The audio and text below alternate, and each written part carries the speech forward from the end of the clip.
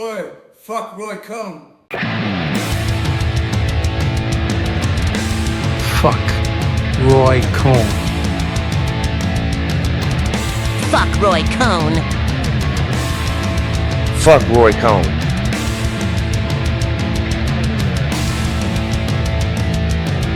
Fuck Roy Cohn.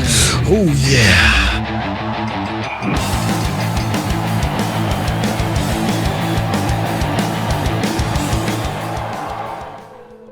Welcome back to I Hate Roy Cohn, and so should you. How Roy Cohn ruined the world. Today we're talking about one of Roy's greatest accomplishments. Not a law, not a court case, not a political victory. Habit, a reflex, a survival strategy, a little virus he helped inject into American politics. The rule is simple: never admit defeat. Not win, not be right, not tell the truth. Never admit defeat. Because if you never admit defeat, some people will never ask for the receipts. Unfortunately for Roy Cohn, we're here to ask for the receipts.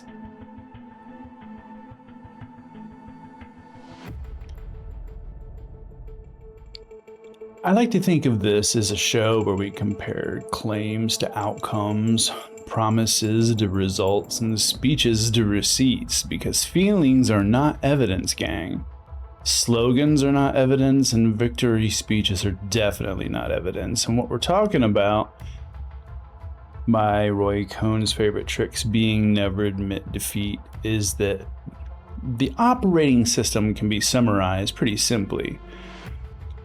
Number 1, attack. Number 2, counterattack. Number 3, never apologize. Number 4, never admit error. And number 5, declare victory. Notice what's missing? Reality. Now, reality is treated like an inconvenience. Reality is not something to learn from. Reality is something to survive. The goal isn't to be correct. The goal is to remain standing long enough to give the victory speech. And once you understand that, a lot of modern politics suddenly starts making sense, especially if you watch congressional hearings as of late. Now let's talk about some receipts, gang. Especially the Strait of Hormuz.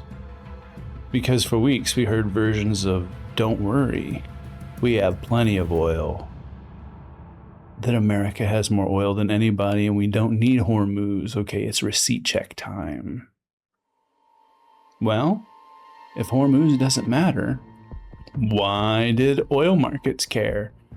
Why did shipping companies care? Why did governments care? Why did analysts and investors, why did they care? Why did literally everyone whose paycheck depends on energy markets suddenly become very interested in a place we supposedly didn't need? Because markets behave according to incentives, not slogans. The people that are dying on the hill right now saying that this memorandum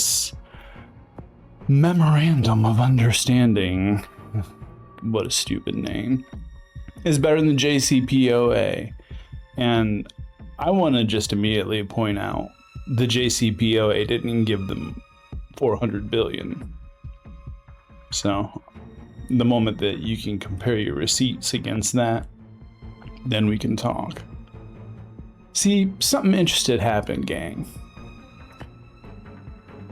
Later, we heard something very different. Not, we don't need the oil. Instead, now we're hearing we needed the oil. Basically, if I'm not mistaken, you can find Bone Spurs himself saying that the strategic oil reserve was starting to run dry. 4 weeks. All right, let's stop right there because that's the entire episode. Earlier, we didn't need Hormuz. Later, we needed the oil. Earlier, America has more oil than anybody. Later, we're 4 weeks away from running out. I mean, we gotta pick one.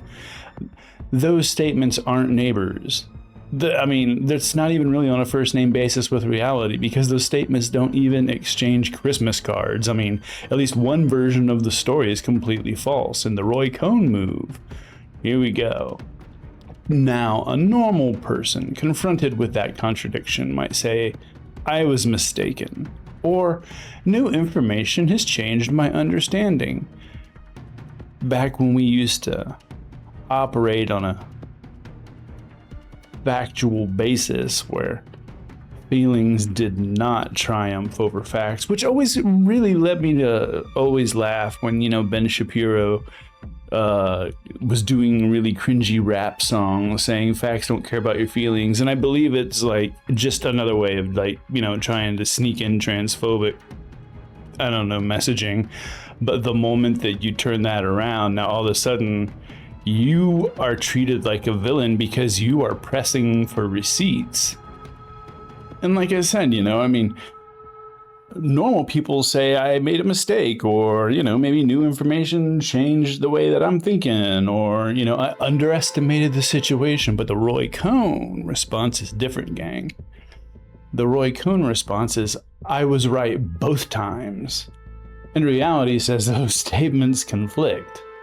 The playbook says stop noticing, and reality says those positions can't both be true.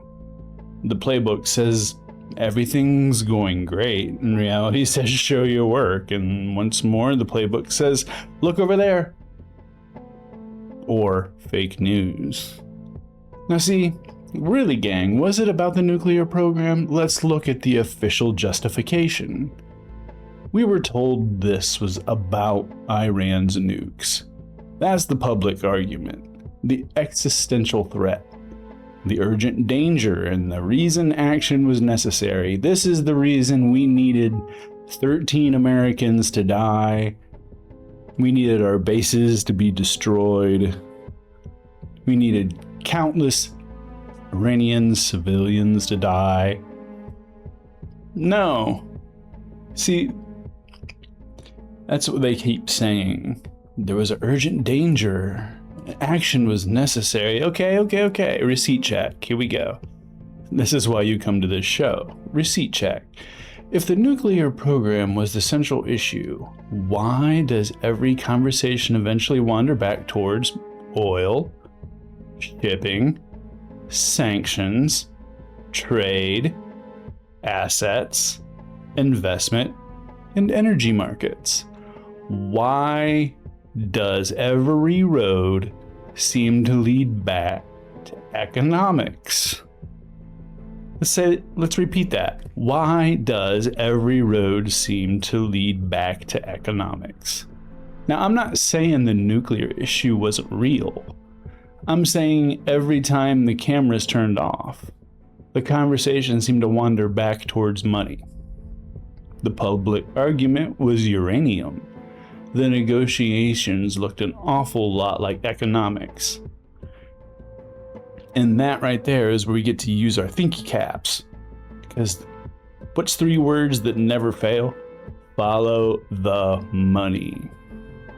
Now, before someone screams conspiracy theory, let's be clear.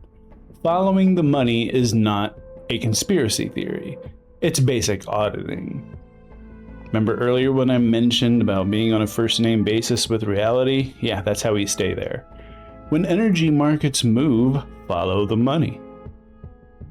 When defense contractors benefit, guess what, gang? Follow the money. And when shipping lanes suddenly become strategic priorities, and when policy decisions create winners and losers, guess what? Follow the money. Policy decisions shouldn't create winners and losers. Not because the answer automatically proves corruption, because that's where the receipts are. The timeline comes first. The conclusion comes later. That's how investigations work. Now, the speech comes first, the ledger comes second. And the ledger is usually far more interesting. Now, let's go ahead and look at hypotheticals versus receipts. One of the oldest tricks in politics is replacing reality with a hypothetical. You'll hear this in every debate show, especially when you ask for evidence. There'll be a pivot and then a hypothetical, usually whataboutism. And you probably see it a million times. Quote unquote, Trump could cure cancer and they'd still hate him.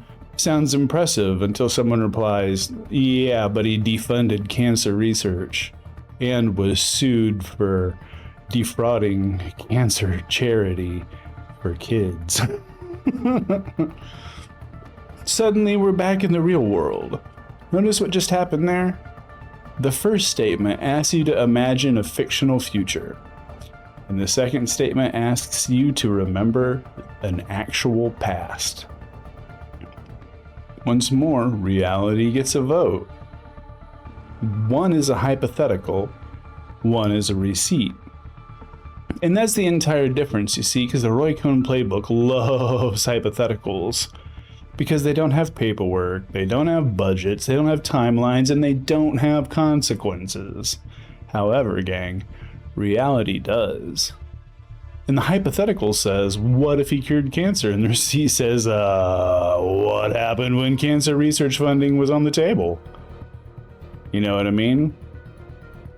A hypothetical isn't, I don't know, like, what if everything worked perfectly? And the receipt says what actually happened. How long has Bone Spurs been saying he had a plan to replace Obamacare?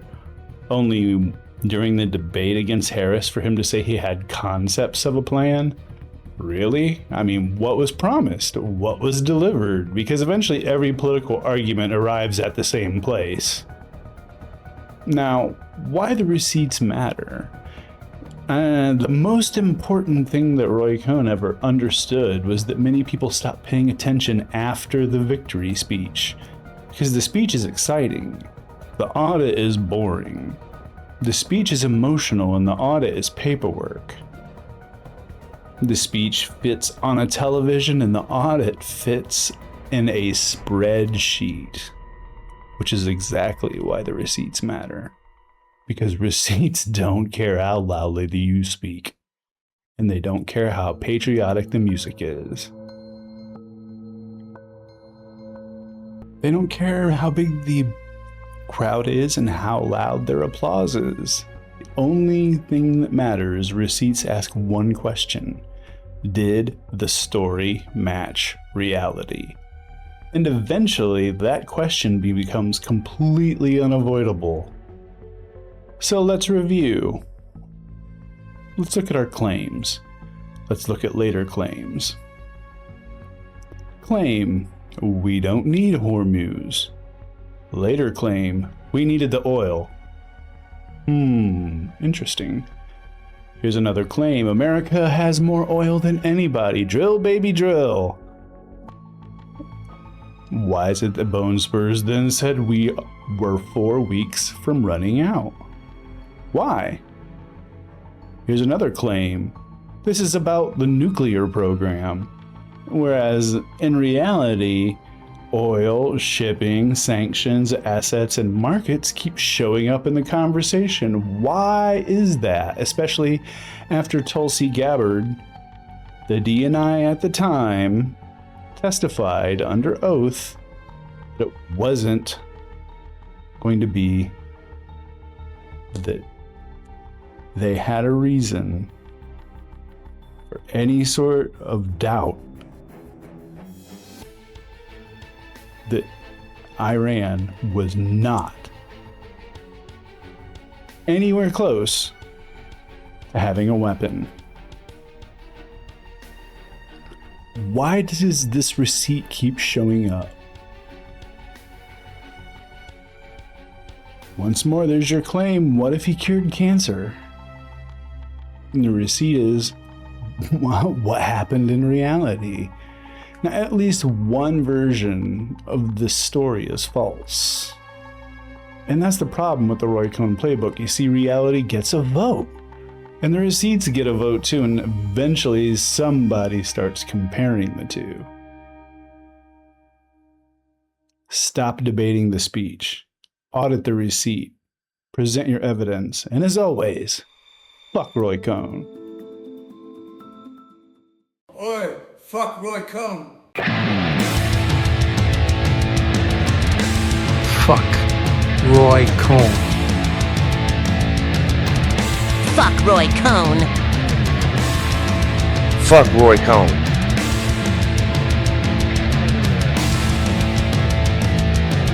Fuck Roy Cohn. Oh yeah.